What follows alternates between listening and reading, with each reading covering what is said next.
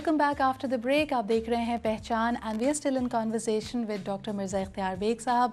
इनसे हम जान रहे थे कि इनके अपने करियर का सफ़र कहाँ से शुरू हुआ, और आई एम श्योर कि आप में से बहुत सारे लोग ये नहीं जानते कि आज पाकिस्तान के मायनाज industrialist who is also an adviser to the prime minister on textiles, इन्होंने अपने करियर की शुरुआत एक बैंक से की थी। आइए इनसे जानते हैं इस बारे में। जी बेग साहब। जी सदर, we are self made people. हम जो है वो सिल्वर स्पून लेके नहीं, बल्कि हमने बड़ी जद्दोजहद करके और यहाँ तक पहुँचे। वालिदैन ने best of the best education limited resources में हमें दिलाई और मॉरल वैल्यूज़ पे बड़ा ज़ोर दिया। अम्मी जब भी वालिद साहब कि हमारी अखलाक की तरबियत बहुत अच्छी थी, तो उसके सहारे हमने कोई गलत चीज़ों में इधर उधर बल्कि पढ़ाई को फोकस रखा। कैरियर ओरिएंटेड हम शुरू से थे।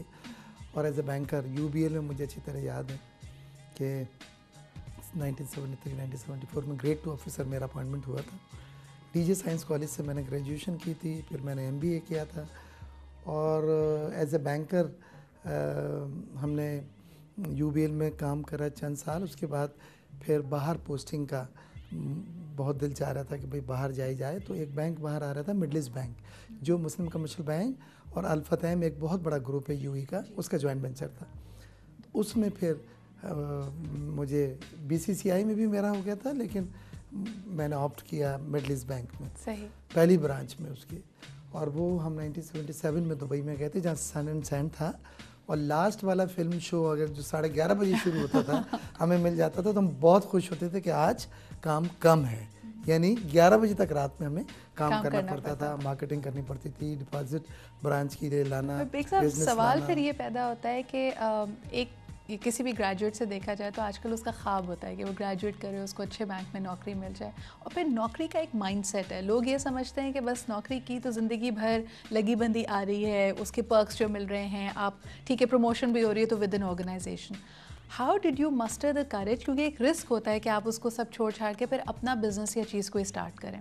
मेरे साथ ये था कि जब मैं बैंक पे बैठता था और कस्टमर्स को, क्लाइंटेल को अटेंड करता था, तो ऐसे लोग भी आते थे जिनको साइन नहीं करना आते थे, LC के फॉर्म भरने नहीं आते थे, वो सामने रख देते थे, हम भर के देते थे उनको। तो मैं कहता था why I sell my brain for others, why not for myself. और ये देखो कहाँ से कहाँ पहुँच गए। और एक अंदर से वो था कि बिज़नेस किया जाए, लेकिन जब बैंक में होते हैं आपको अच्छी सैलरी होती है, अच्छा पैकेज होता है, अच्छी अकोमोडेशन होती है, गाड़ी भी अच्छी होती है। और फिर हम लोग सैलरी मिलती थी तो अच्छे से अच्छे सेल पे जाके सूट्स जॉर्ज और मनी के और बाली के सेल पे लेते थे। और फिर वो एक बैंकर के एक टिपिकल वो होती है अप्रोच, अच्छे से अच्छा वो प्रेजेंट करे अपने आप को, उसी में हम खुश थे। फिर यही डिसीजन करना कि सब कुछ अब खुद करना पड़ेगा और विला भी छोड़ना पड़ेगा और गाड़ी भी खरीदनी पड़ेगी और ये चाबी वापस देनी पड़ेगी। एक बहुत बड़ा फैसला था। और मेरे सब दोस्तों ने जब मैंने कहा कि I am resigning, they doubted on my mind कि यार आप तो बिल्कुल सिनाइल वाली बात हो गए हैं, क्या हो गया।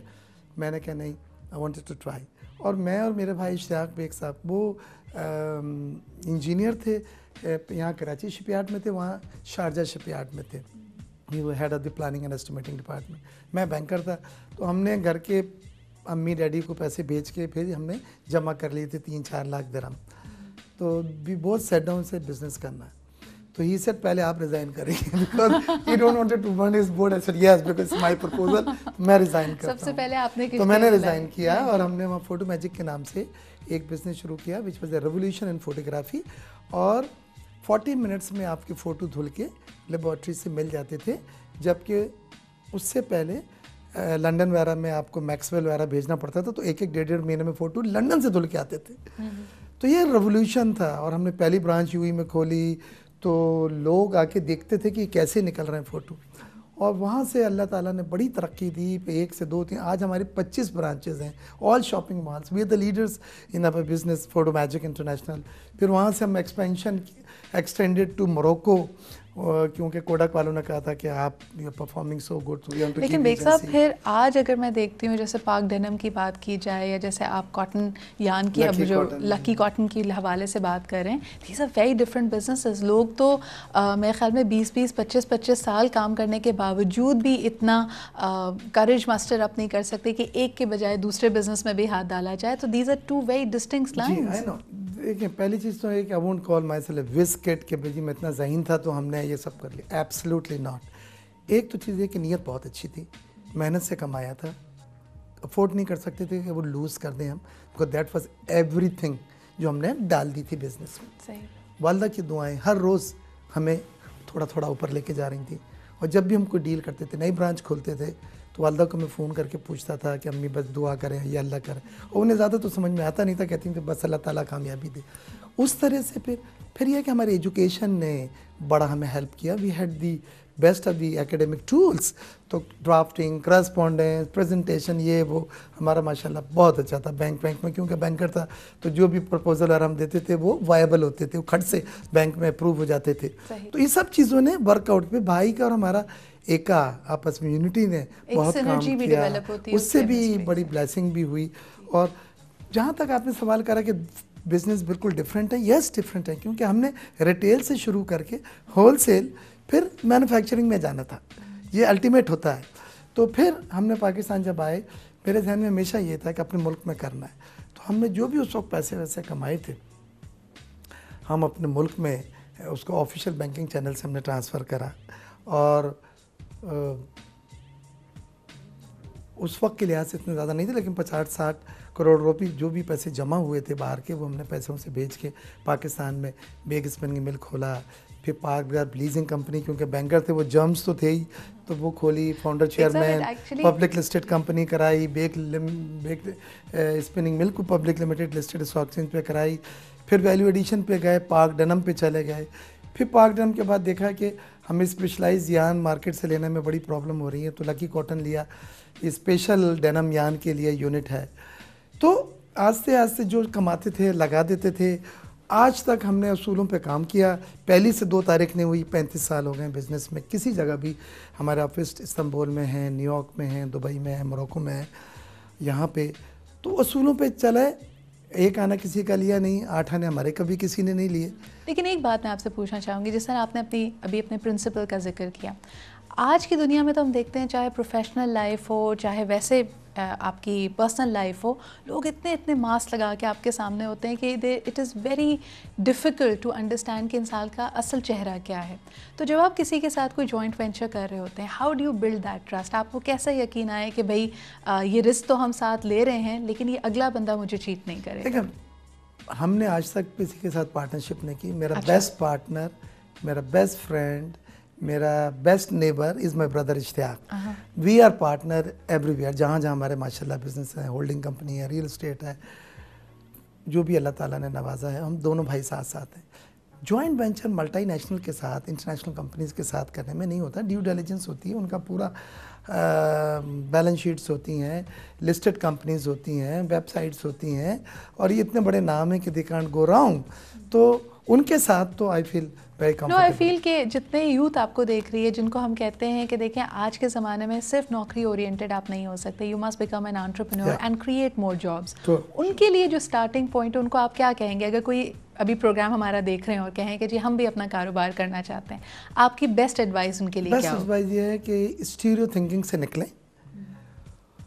और विजनरी थोड़ा सा बने, क्रिएटिव इनोवेटिव चीज़ सोचें पहले। तो ये तो पहला स्टेप, जब पैर रखेंगे आप, तो एक नई सोच, कोई इनोवेटिव अगर नहीं है तो you are doing nothing exciting, to be honest. सही। अगर आपने एक अच्छी चीज़ सोच ली, जैसे हमने सोचा था कि रेवोल्यूशन इन फोटोग्राफी, एक नई फील्ड आई थी, वी ग्रैब्ड इट। पहली मशीन जब आई तो that was the first, we are the pioneers in UAE, we are the pioneers in Pakistan, we are the pioneers in Morocco. तो ऐसी एक नई चीज़ पे जाए, स्टीरियो चीज़ पे ना जाए। प्रोडक्ट किसी को भी एक्साइट नहीं कर। दूसरी चीज़ इसमें यह है कि ज़रूरी नहीं है कि मेगा प्रोजेक्ट से स्टार्ट करें, you can start with small project which is more safe. लेकिन यह है कि डेडिकेशन बहुत होना चाहिए। मैं आज भी 8:45 बजे अपने मिल पे होता हूँ। If you call me on my direct number 845 I will respond. My secretaries 3 हैं, वो आती हैं 9 बजे 9:10 पे। तो डेडिकेशन बहुत होना चाहिए, वालिदैन की दुआएं हों, और शॉर्टकट ना सोचें।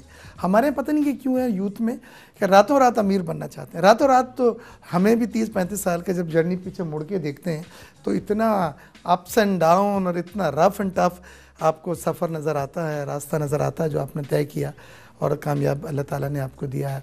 मुझे भी सिविल अवार्ड मिला, कल मेरे भाई इश्तियाक बेग को भी सिविल अवार्ड। इनफैक्ट मैं इस बारे में many congratulations to you and the family. लेकिन मैं ये ज़रूर पूछना चाहूँगी आपसे कि माशाल्लाह 30-35 साल की इस प्रोफेशनल जर्नी में बहुत सारे आपको एक्कलेड्स मिले हैं, अवार्ड्स मिले हैं, रिकग्निशन मिली है। सबसे ज़्यादा इम्पॉर्टेंट रिकग्निशन या सबसे ज़्यादा मूविंग रिकग्निशन आपके लिए कौन सी थी? किंग ऑफ सऊदी अरेबिया की तरफ से मुझे और इश्तियाक को इनविटेशन आया था ग़ुस्ल काबा का, और वो मैं ख़ुद बिलीव नहीं कर रहा था जब वहाँ की एम्बेसी ने हमें कांटेक्ट किया कि पासपोर्ट भेजें अपना। और फिर हम वहाँ पे गए तो डिग्निटरीज वहाँ तमाम किंग और प्राइम मिनिस्टर्स और प्रेसिडेंट और बड़े बड़े डिग्निटरीज आए हुए थे, 35-36 के करीब, उसमें हम दोनों भाई थे। और फिर वो हमें जिस तरह से लेके गए हजर अस्वद पे, हम वहाँ धक्के खाते थे तो करीब नहीं पहुँचते थे, वहाँ उन्होंने ले जाके हमको खड़ा कर दिया और हाथ बांध के पीछे खड़े रहे, जितनी देर हम दुआ करते रहे। मैं मुड़ मुड़ के देखता था कि why is not stopping me. फिर वो खाना काबा में अलशाबी साहब हैं जिनके पास चाबी होती है, सीढ़ी लगती है, अंदर गए जब हम, तो वो मैं समझता हूँ मेरा सबसे बड़ा इनाम, मेरा सबसे बड़ा अवार्ड, मेरा सबसे बड़ा तोहफ़ा, मेरी वालदा की सबसे बड़ी दुआ जो उन्होंने मेरे लिए की वो था। बाकी चीज़ें तो आनी जानी और मिल जाएंगी, लेकिन ये मौके मुझे लगता है कि जब आप खाना काबा में गए होंगे आपने पाकिस्तान के लिए तो दुआ की होगी। देखें ये मुल्क में, मैं यकीन करें, अब मेरा दुनिया भर में बिज़नेस है, मैं मीटिंग में जाता हूँ और मैं अपनी सेक्रेटरी से कहता हूँ कि night flight pack me back to Pakistan, मेरा दिल ही नहीं चाहता।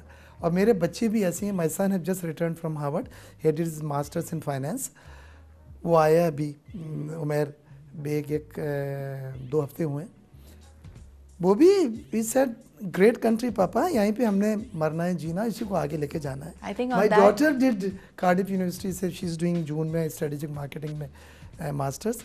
Next day she is papa book me, I wanted to come to our sweet Pakistan. I think these sentiments they come from the family, like father, like son, like children.